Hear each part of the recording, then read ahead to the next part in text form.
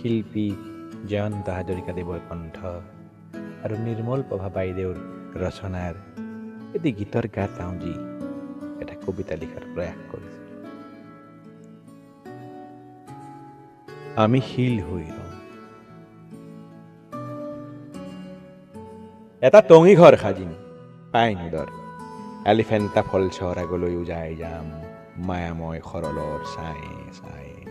Zero zero জুৰি তোৰ শীতল পানীৰে ধুই পেলাম জীৱনৰ যত দুখ, উটুৱাই দিম ক্লান্তি, সুৰ বান্ধি ল'ম গীটাৰত, বজাম প্ৰেমৰ পুৰাতন গীতৰ সুৰ, উৰে নিশা জোনাক পিম, বতিয়াম মাতাল হৈ সুখ, বুকুৰ পথাৰৰ শইচ ৰখিম টঙি ঘৰত বহি সৰল কাঠত, সুৰাম বিষাদৰ চৰাই।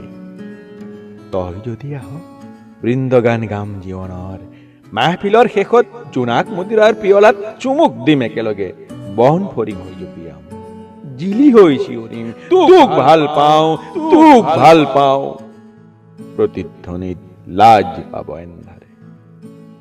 তই যদি আহোঁ বোল এখন ভোৰ সাজিম পচা কাঠৰ, প্ৰেমৰ জৰিৰে বান্ধিম আঁতি আঁতি, আৰু ভটিয়াই গৈ থপিয়াই উঠাম তোক, লৈ আহিম বুকুৰ টঙি ঘৰলৈ, পাহাৰটোৱে লাজ পোৱাকৈ মৰম কৰিম তোক, কম তাক পুতি পেলা দুয়োকে শিলোৱা মাটিৰে, কোনেও নেদেখাকৈ আমি শিল হৈ ৰম অতলত চিৰদিনলৈ।